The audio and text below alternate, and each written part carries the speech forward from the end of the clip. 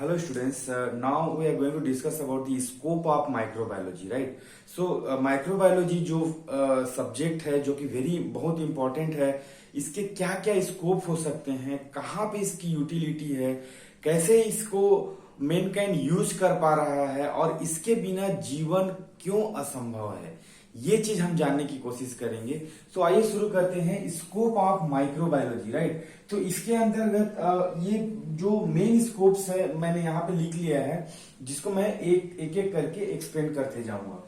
तो सबसे पहले है इंडस्ट्रियल माइक्रोबायोलॉजी। सो नाम से ही ये क्लियर हो रहा है कि इंडस्ट्री, राइट, द कारखाना, the factory where some production it go on, right. So अब जब हम फार्मास्यूटिकल माइक्रोबायोलॉजी को मेन फोकस कर रहे हैं यहाँ पे, तो फार्मास्यूटिकल में, इंडस्ट्रियल में क्या होता है, एल्कोहल प्रोडक्शन के लिए alcohol is the result of some mechanism of micro organism. जब माइक्रो ऑर्गेनिज्म कुछ काम करते हैं, डीके प्रोसेस करते हैं आप, सो कन्वर्जन जो ट्रांसफॉर्मेशन होता है उससे एल्कोहल बनता है, राइट। सो जो भी एल्कोहल हम अपने लेबोरेटरी में यूज करते हैं और may be for other purpose also, it is manufactured by, it is prepared by micro organism into the industry by the different biofermenter bioreactors. Antibiotic production, penicillin, tetracycline, cephalosporin, right, chloramphenicol, these are the antibiotic जो कि micro organism से ही बन सकता है और वो हम बनाते हैं। ऑर्गेनिक एसिड्स है, ब्रीवेजेस है, डिफरेंट टाइप्स ऑफ ड्रिंक्स है, रिकॉम्बिनेंट डीएनए टेक्नोलॉजी अभी आजकल यूज हो रहा है प्लांट की इंप्रूवमेंट के लिए, एनिमल की इंप्रूवमेंट के लिए, ह्यूमन बीइंग की इंप्रूवमेंट के लिए, किसी बायोलॉजिकल प्रोडक्ट के इंप्रूवमेंट के लिए उसको हम कैसे अच्छे तरीके से यूज कर सकते हैं। तो ये सब आता है इंडस्ट्रियल फार्मास्यूटिकल माइक्रोबायोलॉजी के स्कोप में। दूसरा पॉइंट है डेयरी इंडस्ट्री। जब डेयरी माइक्रोबायोलॉजी के बारे में हम बात करते हैं तो बहुत सारे मिल्क प्रोडक्ट्स जो होते हैं, डेयरी प्रोडक्ट्स जो होते हैं, वो माइक्रो ऑर्गेनिजम्स के थ्रू ही बन सकता है। योगर्ट्स है, then pasteurisation of the milk है, ये सब क्या है, ये सब के पीछे माइक्रोबायोलॉजी इन्वॉल्व है, राइट। माइक्रोबायोलॉजी कहीं पे काम कर रहा है, कहीं पे माइक्रोबायोलॉजी के वर्क को स्टॉप करना है, लाइक पॉस्चराइजेशन। बहुत सारे बैक्टीरिया मिल्क में होते हैं, जब हम पास्चराइजेशन करते हैं तो वो बैक्टीरिया मर जाते हैं और इनएक्टिव फॉर्म में चले जाते हैं, जिससे हमारा दूध खराब नहीं होता है, राइट। तीसरा नंबर में इन्वायरमेंटल माइक्रोबायोलॉजी, लाइक डिग्रेडेशन और डीके, राइट। सो इन्वायरमेंट में बहुत सारे वेस्ट प्रोडक्ट्स जो हमारे गार्बेज होते हैं, मतलब वेट गार्बेज, ड्राई गार्बेज, सो वेट गार्बेज जो होते हैं उनको अगर डिग्रेडेशन और डीके अगर माइक्रो ऑर्गेनिज्म ना करें तो पूरा पृथ्वी भर जाएगा, राइट। इसीलिए उनका क्योंकि माइक्रो ऑर्गेनिज्म ही उसको ट्रांसफॉर्म करते हैं। लाइक एनी डेड बॉडी है, जैसे कोई मर जाता है, ये कोई एनिमल मर गया, उसको फेंक दिए किसी गड्ढे में या कहीं पे, तो वो माइक्रो ऑर्गेनिजम्स और इंसेक्ट्स के द्वारा उसको और ट्रांसफॉर्म किया जाता है, इसको मिट्टी में कन्वर्ट कर दिया जाता है और इस तरह से माइक्रो ऑर्गेनिज्म हमारी हेल्प करते हैं इन्वायरमेंट को सही रखने में, इकोसिस्टम को बनाए रखने में।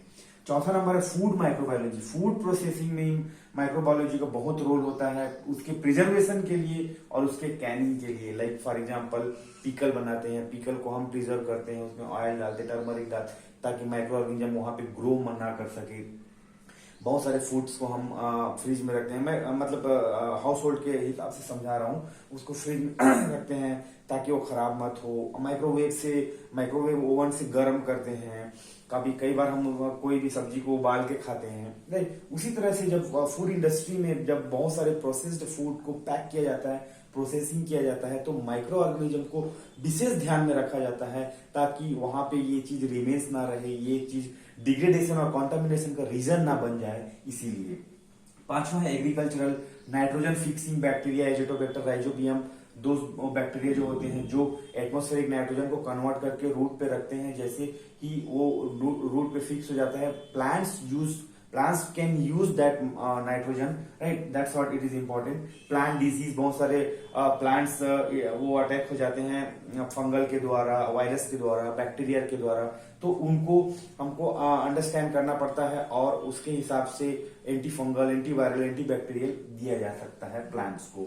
मेडिकल माइक्रोबायोलॉजी में हम बात करते हैं पैथोजेनिक माइक्रोब्स के बारे में, जो भी डिजीज के लिए कॉज होते हैं, राइट, और उनके डायग्नोसिस के लिए यूजफुल होता है। जब अभी अभी हमने देखा है आरटीपीसीआर भी हम लोग करते थे, और बहुत सारे एंटी मलेरिया टेस्टिंग और डेंगू टेस्टिंग जो भी होता है, तो हमारे पास एक रेफरेंस माइक्रोब्स रहता है कि हाँ इस तरह का माइक्रो ऑर्गेनिज्म अगर आपके ब्लड सैंपल में दिखाई दिया तो आप इससे पॉजिटिव हो और इससे इन्फेक्टेड हो, ऐसा हम कर सकते हैं।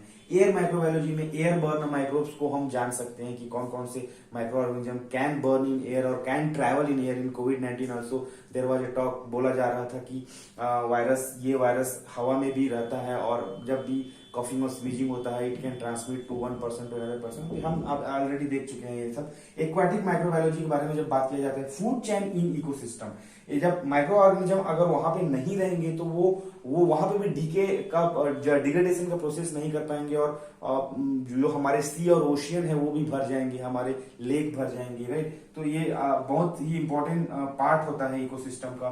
Then exploration of oil and minerals, micro organism के द्वारा ही एक्सप्लोरेशन का प्रोसेस होता है जिससे oil, crude oil we can get, minerals bentonite, talc, kaolin, calamine that can be obtained from those natural sources। Mineral drugs हम पढ़ चुके हैं, राइट। इम्यूनोलॉजी के बारे में जब हम बात करते हैं, immunology microbiology, immunity against microbes by host, right. हम अभी हम वैक्सीन लेने के बाद हम इम्यून हो चुके हैं कोविड-19 से।